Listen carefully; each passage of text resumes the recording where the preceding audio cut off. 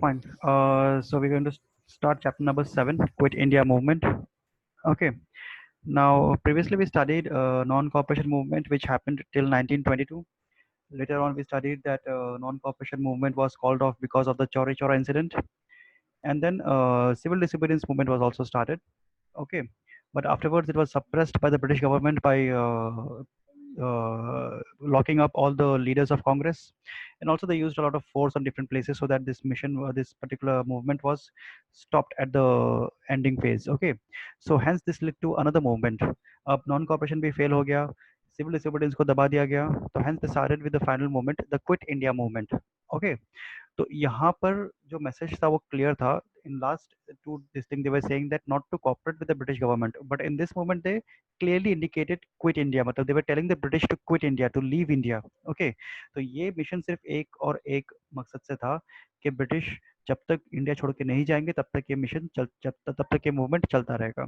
Okay, so we started that at the end of the this thing, what do you say, civil disobedience movement, a lot of Congress ministers who were initially selected because of the election process, they resigned. Okay, and the second world war broke out in September 1939. Okay, now second world war के बाद में क्या हो गया था कि the British, they were very much focused on the world war. Okay, they could not handle Britisher India as well as world war at the same time. अब imagine करो एक British prime minister है Winston Churchill. He was the prime minister when the England was fighting the second world war. एक side पे उसको second world war में Germany के against, Italy के अगेंस्ट, जापान के अगेंस्ट लड़ना है, और दूसरी साइड में उसको इंडिया में ये मूवमेंट को भी हैंडल करना है. तो ये बहुत ही मुश्किल हो गया था. Okay, the Congress leader asked how it was possible for an enslaved nation to aid others in their fight of freedom. Many millions and millions of Indian soldiers were taken to fight on behalf of the Britishers. तो India क्या बन गया था, India Britishers लोग के लिए एक free army का एक ये बन गया था. ठीक है, मतलब this Indian people they were not fighting for India, they were basically fighting for Britain. तो ये बहुत ही कांग्रेस वाले लीडर्स को गलत लगा कि कैसे एक इंडियन सोल्जर ब्रिटिश की तरफ से फाइट कर सकता है. Okay, hence they demanded that the India should be declared free as soon as possible. Lord Linlithgow the viceroy. Viceroy का मतलब क्या था, वो टाइम पे जो इंडिया का जो हेड रिप्रेजेंटेटिव था, that was called as viceroy. मतलब the British government they to send one person who is responsible for the entire country India, that India का उसको मतलब क्या बोलते हैं, वाइसरॉय बोलते थे. वो मतलब इंडिया का प्रेसिडेंट समझ लो. Okay, so Lord Linlithgow was the viceroy. He could not give any assurance. He declared dominion status as the goal of the British policy. This was considered as inadequate by the Congress. Okay, dominion status का मतलब क्या है? Sorry, just one second. Just let me get some water. Okay, just one sec. So they said dominion status was possible, but not completely freedom status. Okay, now dominion status or free status में मतलब क्या है? Dominion मतलब India is supposed, India can take decision on their own. वो लोग basically अपना खुद का किंगडम चला सकते हैं, but they have to answer to the British government. Okay, तो British government is superior and Indian, you can take decision on your own, but you have to answer to the British queen. ये था dominion status, but the Congress thought that this was inadequate. अभी हमें dominion status भी नहीं चाहिए. We want everyone to just leave India and India to become an independent country. Okay, so in July 1937, the Congress had formed ministries in the United Province. United Province मतलब उत्तर प्रदेश. अभी के उत्तर प्रदेश को तभी United Province बोलते थे. Central Province मतलब मध्य प्रदेश. अभी जो मध्य प्रदेश बोलते हैं वो टाइम पे क्या था, Central Province था. उड़ीसा, बिहार, मद्रास, बॉम्बे, यहाँ पर उन लोग ने अपना खुद का गवर्नमेंट मिनिस्ट्री सेटअप कर दिया था. ठीक है. In the north west frontier also, Assam और नॉर्थ वेस्ट फ्रंटियर, वहाँ वो भी कांग्रेस रूल के अंडर आ गया था. So therefore the Congress was slowly gaining momentum throughout the country. Okay, so Viceroy was happy because the Congress ministries had controlled several provinces. Okay, now as long as the elections happened and the main power belonged to the Britishers, independent का जब तक ये नहीं आता, demand नहीं आता, तब तक the Viceroy was very happy. The ministries in Punjab, Bengal and Sindh did not resign to win the government's goodwill. Okay, तो उन लोग ने भी, मिनिस्ट्री ने साइन नहीं किया, वो लोग भी इस पर्टिकुलर ब्रिटिश गवर्नमेंट के अंडर काम कर रहे थे. And the Muslim League was jubilant over the resignation of Congress ministries and offered its friendship to the British government. Okay, Muslim League was initially against Congress. अब कांग्रेस लोग ने रिजाइन कर दिया, तो फिर उसकी वजह से the Muslim they also became very happy. Okay, तो ये पर्टिकुलर डिसीजन जब इंडियन लोगों ने, इंडियन कांग्रेस मिनिस्टर ने जब इलेक्शन लड़ा and they contributed into the British government, तो hence this led to this kind of conclusion. Okay, viceroy भी खुश था. बंगाल और पंजाब, उन लोग को ऐसा लगा कि इफ दे रिजाइन तो फिर गवर्नर से उन लोग को इतना ज़्यादा कुछ सपोर्ट नहीं मिलेगा. They wanted to be in the good books of the Britishers, and Muslim League was also happy. The day when the Congress minister resigned as a day of deliverance and thanksgiving, तो they were very happy. ठीक है, जो पुराने जो लोग कांग्रेस के leader जो लोग छोड़ के गए थे. A change came in the attitude of the Muslim League after Jinnah after the election 1937. So Jinnah completely wanted a separate country of their own. Okay, तो जिन्ना के पहले थोड़ा बहुत तो कांग्रेस के साथ में ये था, बट जिन्ना के आने के बाद it completely changed. Jinnah and other leaders of the league proclaimed that Muslims could not expect any justice at the hand of Congress. In 1940, the Muslim League passed a resolution demanding the partition of the country and the creation of the state called as Pakistan. So before that, we saw that in civil disobedience and a little bit in non-cooperation, the Britishers fought against a united Muslim in India. Okay, but 1940 के बाद quit India movement में it became very impossible because Mohammad Ali Jinnah जो Muslim league का president बना, उसको completely Congress के ऊपर जरा भी भरोसा नहीं था. Okay, fine, let us go to the next chapter, next page, 85 page number now.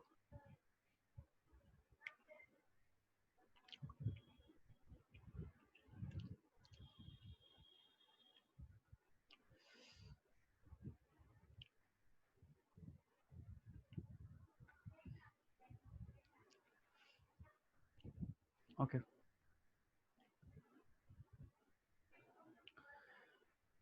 Next, the new country was called as Pakistan. क्यों? क्योंकि P from Punjab, A from Afghan, K from Kashmir, S from Sindh और तान from Balochistan. ठीक है, तो पंजाब का एक हिस्सा गया पाकिस्तान में, अफगानिस्तान का एक हिस्सा आया, ठीक है, कश्मीर का एक थोड़ा एक पार्ट गया, तो ये सब मिला के उन्होंने नाम रखा पाकिस्तान. ओके, तो यहाँ पर जिन्होंने कंप्लीट डिमांड रख दिया कि उनको कंट्री का पार्टीशन चाहिए ही चाहिए. देन ऑगस्ट ऑफर में क्या हुआ? The change of government took place in Britain in May 1940 and Winston Churchill became the prime minister and Amery took over as the secretary of state. तो यहाँ पर England में power change की वजह से the rule of England towards India also shifted. Okay, and England became also very weak because of the war.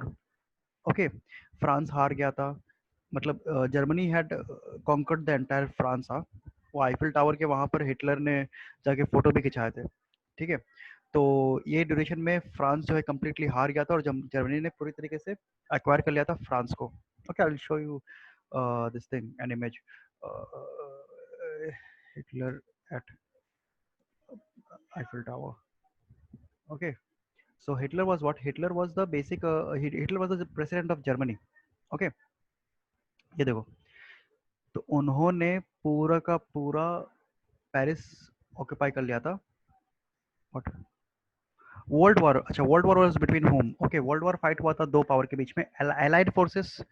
ठीक है, आई will show you an image. Teams in world war. Okay, world war 2. Okay, ये देखो, world war fight हुआ था. Access power में कौन कौन आता है? जर्मनी, इटली और जापान. और एलाइड फोर्स में कौन आता है? फ्रांस, ग्रेट ब्रिटेन और United States, the Soviet Union मतलब Russia, and to lesser extent China also. तो एलाइड थे ये लोग एक साइड पे, और एक्सेस पावर थे ये हो गया एक साइड. ओके, अब इसमें क्या होता है? Great Britain, you see Great Britain and France, they both of them they were partners. Okay, and Germany ने पूरी तरीके से फ्रांस को एक्वायर करके वो लोग वहाँ पे आईफिल टावर के वहाँ पर घूम रहे थे, ये कर रहे थे, तो इसकी वजह से Britain suffered a huge defeat. Okay, Britain का एक बहुत ही बड़ा एलाई को हरा दिया गया था. So during that time when Winston Churchill became the prime minister, it was very difficult for Winston Churchill to go on from there.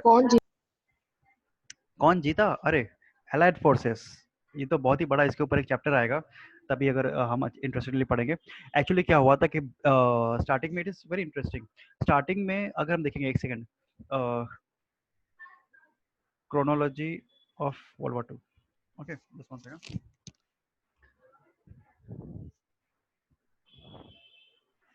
ये देखो, ये जो पूरा है, हाँ, look at this thing. Now I hope you are able to see the image.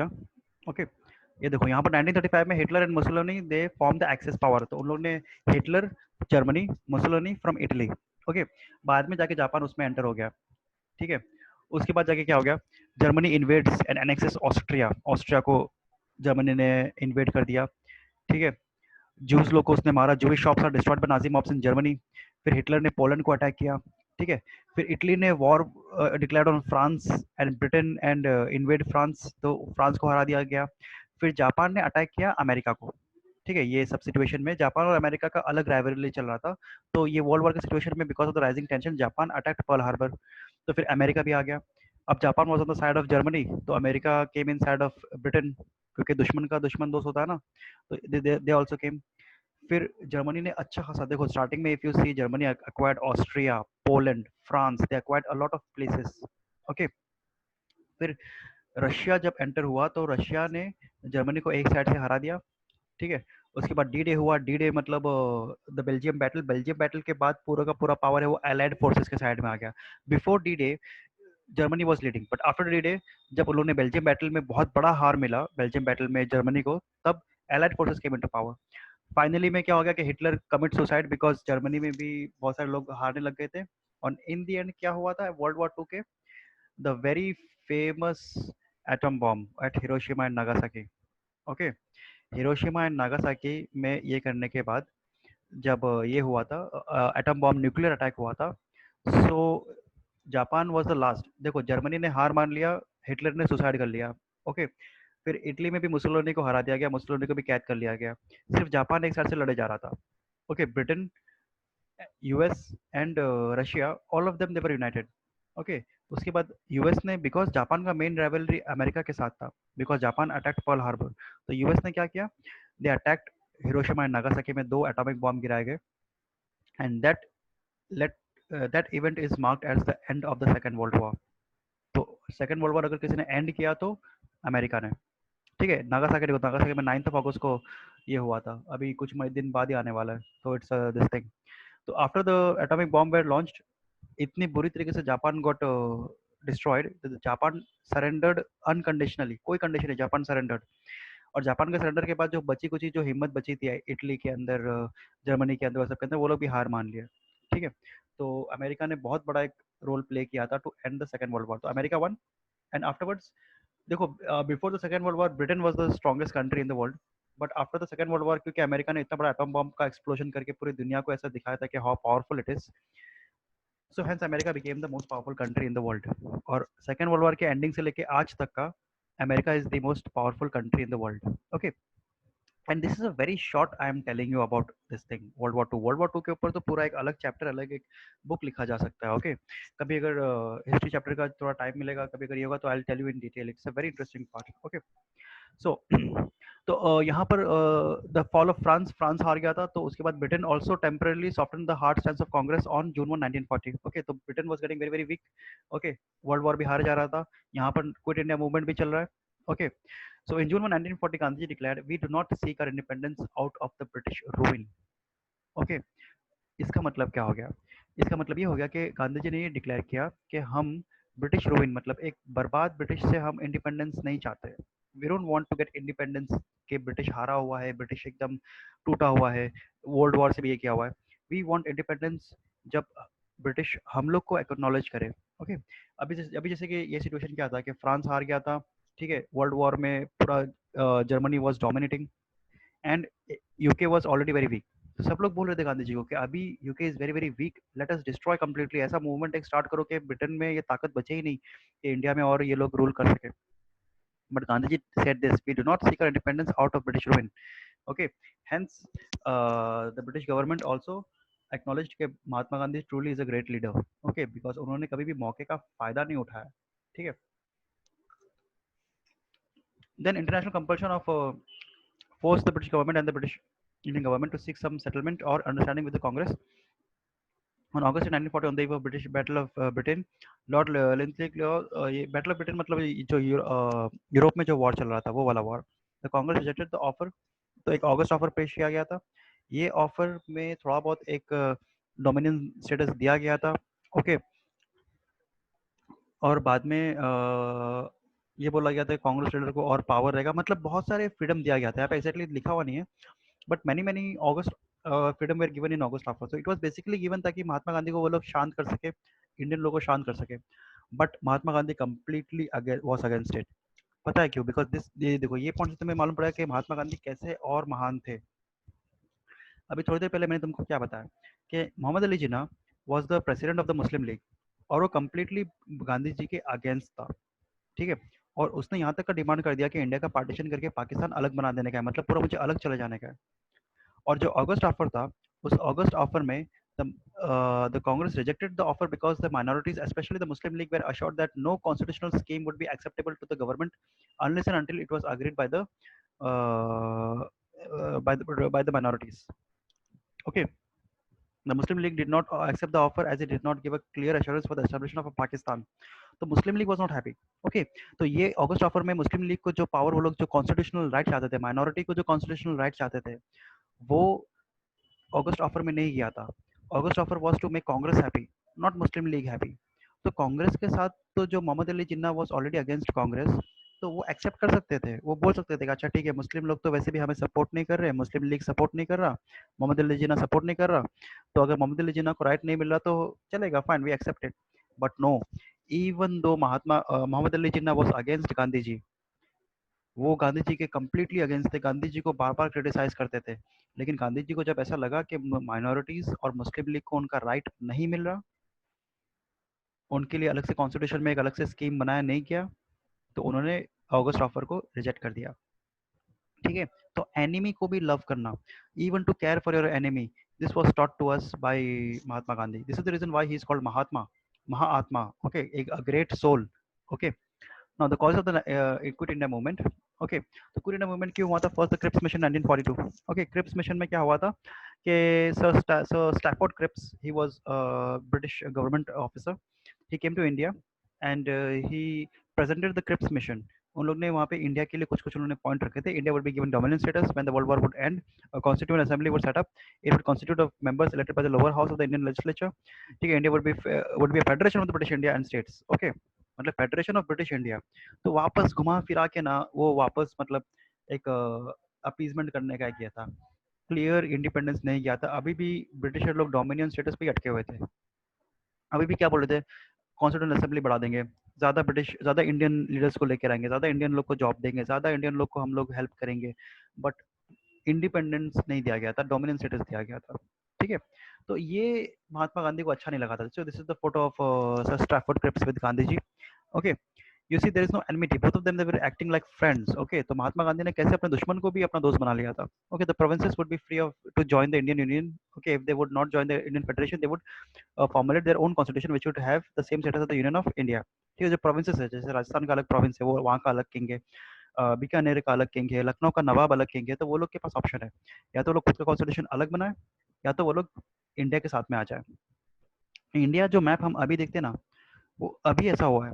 पहले कश्मीर अलग था, हैदराबाद अलग था, हैदराबाद का निज़ाम अलग था। ठीक है, साउथ का स्टेट्स अलग था। ठीक है, पंजाब अलग था। तो ये सबको ज्वाइन करके it was done by Pandit Jawaharlal Nehru and Sardar Vallabh Bhai Patel. तो ये सबको ज्वाइन करके एक इंडिया का मैप आज तैयार किया गया है।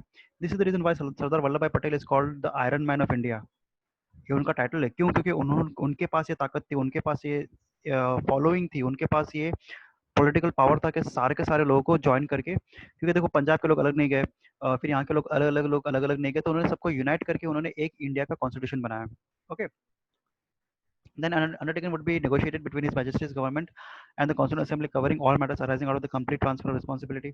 तो एक कमेटी होगा, ये कमेटी डिसाइड करेगा कि कैसे रिस्पॉन्सिबिलिटी कितना दिया जाएगा।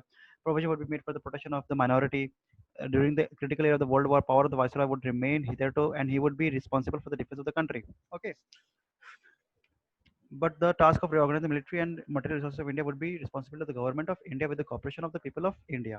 Okay, तो यहाँ पर ये बोला गया था कि चलो आर्मी में भी ज़्यादा इंडिया को थोड़ा बहुत और पावर दिया जाएगा। आर्मी को कौन मेंटेन करेगा? Government of India. रिसोर्सेज कौन मेंटेन करेगा? Government of India. वो गवर्नमेंट ऑफ इंडिया में all of the ministers will be from India only, but they have to be under the British Federation। ठीक है, तो बेसिकली क्या बोला गया था, मैं शॉर्ट शॉर्ट में बताता हूँ एकदम, I will give you a short this thing. Basically ये बोला गया था कि यू ऑल आर फ्री, जो करने का है करो तुम लोग। ठीक है, इंडिया में तुम लोग का ही रूल है, आर्मी कॉन्स्टिट्यूशन तुम लोग अपना लगा सकते हो, but you just have to take permission from England. ठीक है, as long as you keep getting permission you can do whatever you want to. Now this was a problem. Okay, because अगर permission मांगने चलेगा तो फिर बाद में permission मिलेगा ही नहीं। Now the failure of the Cripps mission. The Cripps mission did not bring with it the promise of independence in the near future। हाँ, तो वो इंडिपेंडेंस की बात नहीं की गई थी, डोमिनेंस की, डोमिनियन स्टेटस की बात की गई थी। The plan involve partitioning of the country. Okay, तो हिंदू मुस्लिम के हिसाब से वहाँ पे पार्टीशनिंग की भी बात चल रही थी. The league oppose the creation of single union. The proposal did not accept Pakistan specifically. Okay, तो पाकिस्तान का जो डिमांड है कंप्लीटली एक्सेप्ट नहीं किया गया था. इट वाज जस्ट प्रेजेंटेड कि हाँ हो सकता है, बट लीग चला गया था. देखो, हिंदूज गुस्सा हो गए क्योंकि ब्रिटिशर लोग ने ये पॉइंट रखा कि पार्टीशन किया जा सकता है, और मुस्लिम गुस्सा इसलिए हो गया क्योंकि मुस्लिम लोग को ऐसा लगा कि पार्टीशन गारंटी नहीं किया गया. They wanted complete guarantee. लोग ऐसा नहीं चाहिए कि हाँ ठीक हो सकता है, नहीं भी हो सकता है. So the proposal did not accept Pakistan specifically. They did not give the right of self-determination to Muslims. Okay, fine. So let us go to the next page.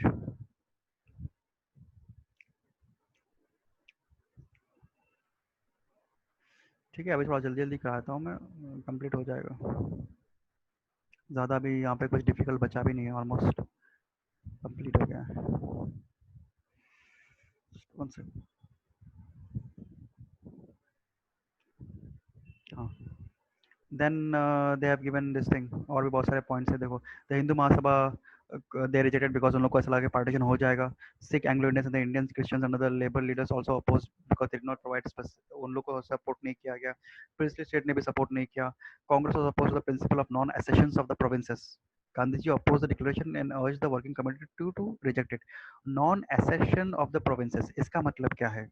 Non जो प्रोविंसेस थे, जैसे नवाब लखनऊ का प्रोविंस, हैदराबाद का province, तो इसको extension नहीं किया गया. एक्सटेंशन मतलब the process of making that a part of India. तो क्रिप्स मिशन में ये ऑप्शन दिया गया था कि जितने भी अगर प्रोविंस, अगर वो लोग अपना खुद का इंडिपेंडेंट चाहते तो इंडिपेंडेंट भी बन सकते हैं. तो Congress was against that. Okay, and Mahatma Gandhi said that Cripps mission proposal as a post dated cheque on failing bank. मतलब post dated cheque on a failing bank. Bank भी फेलेड, चेक भी पोस्ट डेटेड है, ये कुछ नहीं होने वाला. ये कोई मतलब का नहीं है. बेसिक वही हमको मतलब क्या बोलते हैं, और उलझा रहे हैं. तो Congress wanted all subjects including defence and should be handed to the national government only, but वो भी नहीं दिया गया. Then Japanese threat. Okay, second world war चल रहा था. सेकेंड वर्ल्ड वॉर में continuously Japan was attacking Britain. Japan, Italy, Germany एक साइड पे था. जापान ने चाइना को पूरा का पूरा ऑक्यूपाई कर लिया था. ओके, चाइना के बाद कौन आता है? इंडिया. और इंडिया किसका कंट्री था? इंडिया किसका कॉलोनी था वो टाइम पे? ब्रिटेन. तो जापान को अटैक करना था ब्रिटेन को, बट फिर भी इट वाज अटैकिंग इंडिया ताकि ब्रिटेन को हर्ट कर सके. ठीक है. India safety and Britain too lies in the orderly and timely British withdrawal from India. तो गांधी जी ने कहा था कि अगर ब्रिटिश लोग, देखो जापान की दुश्मनी इंडिया से नहीं थी, जापान की दुश्मनी ब्रिटेन से थी. तो जापान इंडिया को क्यों अटैक करा था? Because India was a British colony. तो अगर ब्रिटिश लोग छोड़ के चले गए तो जापान भी अटैक नहीं करेगा, बिकॉज जापान को इंडिया से कोई प्रॉब्लम नहीं है. ओके, तो गांधी जी ने कहा था कि Britain should withdraw as soon as possible. Japanese एक थ्रेट आ गया था, तो इसकी वजह से इंडियन लोग को और भी लगा कि नहीं, हमें छोड़ना है. Then quit India resolution. Now, British presence. Mahatma Gandhi felt that the British presence in India was an invitation to the Japan to invade India. तो इसकी वजह से he asked for completely quit India. तो Britain, the working committee in July 1942 वो लोग वर्धा में मिले. Wardha is in Gujarat. तो उन्होंने एक रेजोल्यूशन पास किया था, quit India resolution stated that British rule in India must and immediately. तो यहाँ से क्विट इंडिया मूवमेंट स्टार्ट किया गया था. ठीक है. यहाँ पे क्विट इंडिया मूवमेंट में सबसे बड़ा ये पर्टिकुलर स्लोगन दिया गया था, टू डू और to die.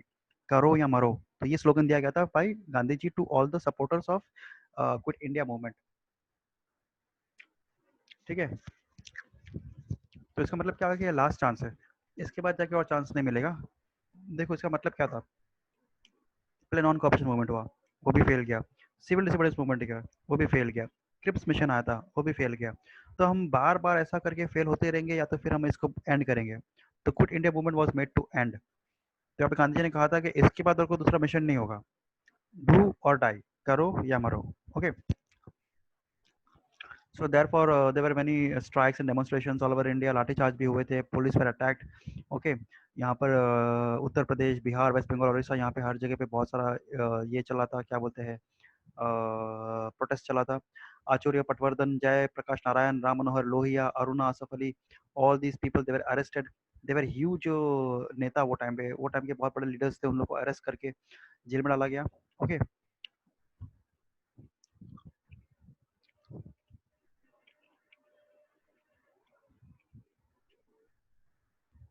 Last one page is left. Okay. हाँ. So these people were arrested. They set up a central directorate at Mumbai. कौन? कांग्रेस. तो कांग्रेस अंडरग्राउंड हो गई, क्योंकि उन लोग को ऐसा लगा कि कोई भी अगर नेता बाहर घूमेगा तो उसको अरेस्ट कर लेंगे. तो उन्होंने बॉम्बे में एक ऑफिस सेटअप किया, that was called central directorate. और उसी बॉम्बे के ऑफिस से they used to handle the movement throughout the country. और ये अंडरग्राउंड था। अंडरग्राउंड मतलब सीक्रेट, ब्रिटिश लोग को इसके बारे में नहीं मालूम पड़ा था, क्योंकि अगर ब्रिटिश लोग को मालूम पड़ेगा तो वो लोग अटैक करेंगे, अटैक करके सारे लीडर्स को वापस अरेस्ट कर लेंगे। Okay, then government repressive measures. Repressive measure मतलब कि the British government did not support this movement. उन लोगों ने बहुत जल्दी रिप्रेस, रिप्रेस मतलब टॉर्चर किए इंडियंस को। Okay, they took violence, the press was completely muzzled, press मतलब न्यूज़पेपर सब बंद। Okay, crowds were machine gunned and even bombed from the air. ठीक है, prisoners were tortured, the police and secret police reigned supreme, nearly 10,000 people were killed and 60,000 people were arrested by the end of 1942। तो ये बहुत ही बड़ा आज़ादी की लड़ाई थी। यहाँ पे हज़ारों लोग मरे, हज़ारों लोग अरेस्ट हुए। ओके, तो मिलिट्री ने भी टेक ओवर कर लिया। ओके, तो ऐसा जो है ना, ऐसा रिप्रेशन 1857 के बाद से नहीं हुआ था। In 1857, the first war of independence, Britishers killed a lot of Indians, but 1850 के बाद 1857 के बाद से कभी ऐसा नहीं हुआ था। क्विट इंडिया के मूवमेंट के एंडिंग के टाइम पे Britishers they killed many Indians and Britishers tried a lot to end the movement as soon as possible. Mahatma Gandhi was also detain, जेल में डाल दिए। They were sent to jail in Ahmednagar fort. In the end the government succeeded in crushing the movement. तो ये quit India movement को बंद कर दिया गया। ठीक है, नाउ इससे इम्पैक्ट क्या हुआ? The quit India movement made independence, देखो इंडिपेंडेंस तो मिला नहीं, क्विट इंडिया मूवमेंट भी by force it was completely shut down. तो what was the impact? The quit India movement made independence of India as the only agenda for the national this thing. Initially they were starting for the rights of the Muslims, Hindus, okay, for Dalit, for this thing, for more representation, for salt tax, ये वो, but अभी कुछ नहीं, अभी सिर्फ अपने को independence ही चाहिए। ओके, the quit India movement was short lived, it's importance was given। Okay, nationalist feeling आ गई थी। नेशनलिस्ट फीलिंग का मतलब क्या होता है? All over India people were becoming very very patriotic. Okay, सबको आज़ादी चाहिए थी।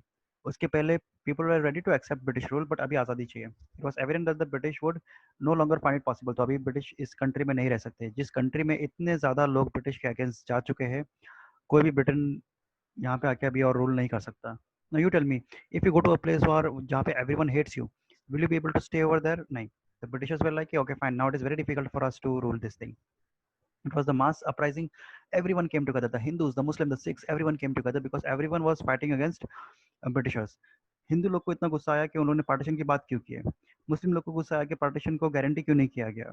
तो हिंदू भी मार रहे थे, मुस्लिम भी मार रहे थे। Okay, the quit India movement strengthen the Congress socialist party because of the heroic role.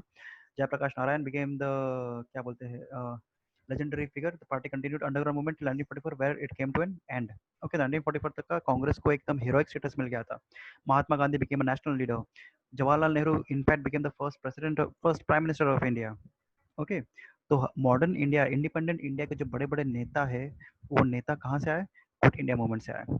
After the suppression of the quit India movement the constitution in question remain dominant till the close of war in 1945। तो तब तक का सवाल और नहीं किया। 1942 में quit India movement came to an end. 1942 से 1945 में वॉर चला। तभी इंडिया में भी कुछ प्रोटेस्ट नहीं हुआ। 3 साल तक का कुछ नहीं हुआ।